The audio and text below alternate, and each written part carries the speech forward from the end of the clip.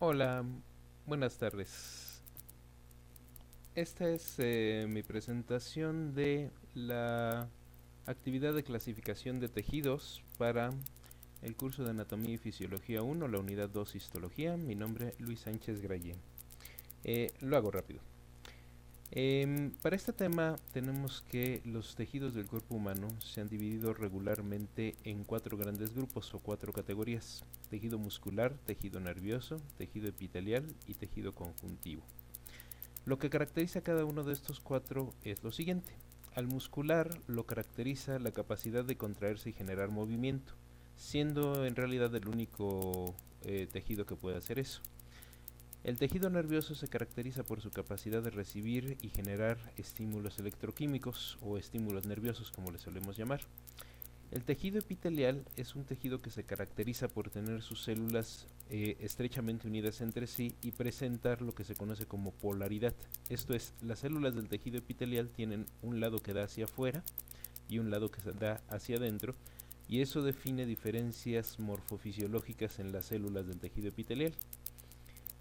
El tejido conjuntivo, a diferencia del epitelial, es un tejido en donde las células no están estrechamente unidas entre sí, sino que están más bien como en una especie de gelatina, la matriz extracelular, que puede ir desde lo muy rígido cuando se mineraliza, como en el caso del hueso, hasta lo muy fluido cuando esa matriz se queda líquida, como en el caso de la sangre. Vamos a describir ahora cada uno de estos tejidos. El tejido muscular se divide en tres categorías. Primero, el muscular estriado o esquelético. Es el músculo que nosotros podemos mover a voluntad y se llama esquelético porque está precisamente sostenido entre los huesos de nuestro esqueleto.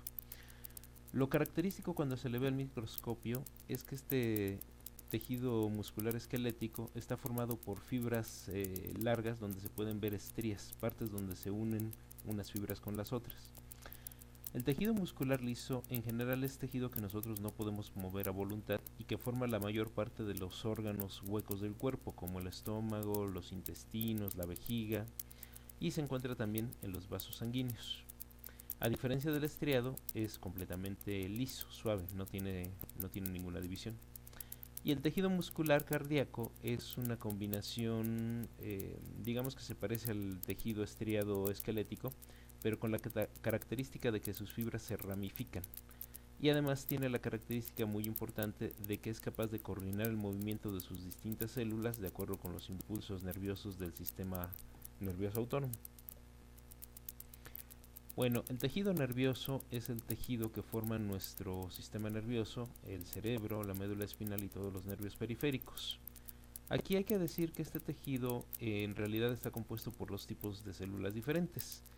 Las neuronas, que son propiamente las células que conducen, generan y procesan los impulsos electroquímicos, y lo que se conoce como las células de la neuroglía o células de glía, que son células de apoyo que no conducen impulsos eléctricos, pero que son necesarias para el buen funcionamiento de las neuronas.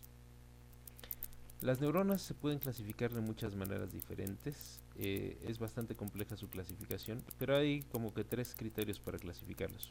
Uno es por el número de prolongaciones de la célula, y ahí hay neuronas unipolares, bipolares y multipolares. Después están clasificadas por su función: neuronas sensoras, las que están en los órganos sensoriales o en las terminaciones sensoriales de los nervios y llevan impulsos hacia el sistema nervioso central, y las motoras, que son las que vienen del sistema nervioso central o autónomo hacia algún músculo efector, las que transmiten impulsos para generar movimiento. Hay que decir que entre las neuronas sensoras hay algunas extraordinariamente especializadas en transducir impulsos de tipo mecánico, luminoso o químico a señales eléctricas para el cerebro, como las células del olfato o las células de la retina en el ojo.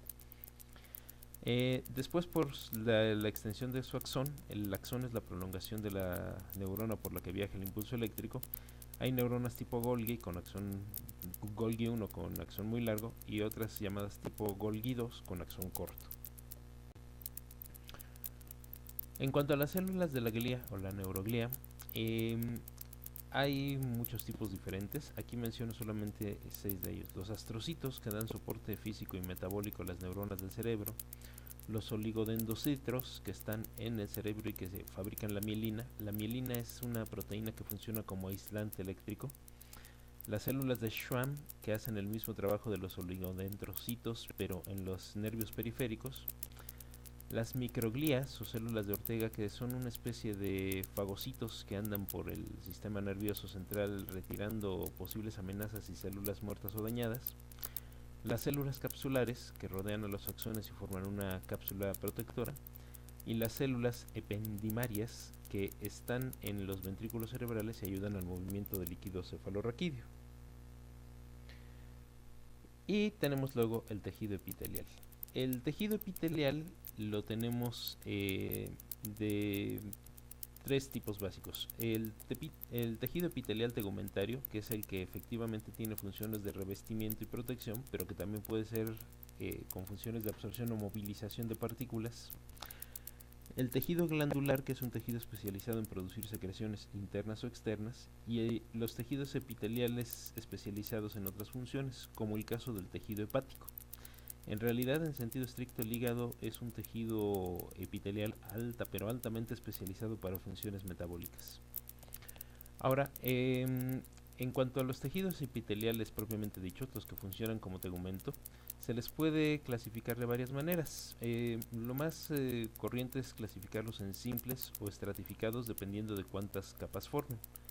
Los simples son los escamosos, cúbico, columnar, columnar ciliado o pseudoestratificado, que reciben estos nombres por la forma de sus células. Aquí destaco al columnar ciliado, que es un tejido especializado, tiene pequeños cilios arriba y sirve para mover partículas. Entre estos tejidos simples también habría que mencionar los tejidos escamosos, que recubren la mayor parte del interior de los vasos sanguíneos. En cuanto al epitelio estratificado, es el epitelio que tiene varias capas, y aquí se le suele clasificar en escamoso, cúbico, columnar transicional y queratinizado. Aquí destaco como tipos especiales el tejido epitelial transicional, que es un tejido especialmente hecho para adaptarse a cambios de presiones y que se encuentra en el interior del aparato urinario.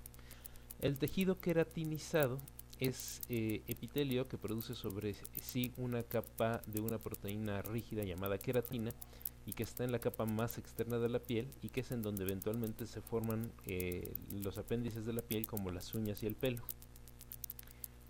El tejido glandular es tejido que se especializa en producir algún tipo de secreción. Si esa secreción es externa, si va hacia afuera del órgano o del cuerpo, tenemos glándulas exocrinas. Estas se clasifican en merocrinas, apocrinas y holocrinas. Lo explico rápido. Las merocrinas producen la sustancia que secretan en una especie de paquete que sale fuera de la célula. Las apocrinas no solamente secretan la sustancia, sino que en realidad sale la vesícula, la parte de la célula sale junto con la secreción. Esas glándulas apocrinas son muy características, por ejemplo, de las glándulas sudoríparas en las ingles o las axilas humanas.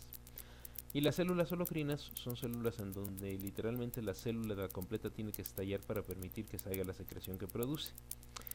Las glándulas endocrinas se clasifican en simples y compuestas, y también se pueden clasificar de acuerdo a si están formando parte de un órgano que se dedica exclusivamente a funciones endocrinas, como por ejemplo las glándulas suprarrenales o las glándulas tiroides, o si están integrados en otro órgano que tiene otras funciones además de la secreción de hormonas, como podría ser el ovario o los testículos. Finalmente, concluimos con el tejido conjuntivo, que en cuanto a volumen es en realidad el tipo de tejido más voluminoso en el cuerpo. Podríamos decir que el tejido conjuntivo es como que el pegamento que mantiene unido todo en su lugar. Hay varios tipos de tejidos conjuntivos. Costaría a veces pensar que todos son del mismo tipo, pero todos cumplen la misma característica básica de ser tejido con células separadas en una matriz. En general, todos los tejidos conjuntivos tienen primero unas células llamadas blastos. Varía de nombre dependiendo del tejido: osteoblasto, condroblasto, fibroblasto. Pero los blastos son células que expelen la matriz extracelular. Se les llama a veces células fijas porque los blastos no se mueven, están ahí fijos en su lugar. Pero además de los blastos, el tejido conjuntivo, todos los tipos de tejido conjuntivo, suelen tener entre ellos un tipo de células que sí se pueden mover y que son los fagocitos, las células blancas que se ocupan de funciones de defensa. Menciono los principales tipos de tejido conjuntivo. Primero está el tejido conjuntivo propiamente dicho, que digamos es el material de relleno y unión de casi todos los órganos y los demás tejidos. Y este tiene tres tipos: tejido conjuntivo laxo, denso o reticular, y en donde el componente básico de su matriz suelen ser proteínas glicadas y lo que se conocen como las fibras de colágeno. El tejido adiposo es más firme, es más consistente que el tejido conjuntivo, pero no es tan fuerte como el tejido óseo.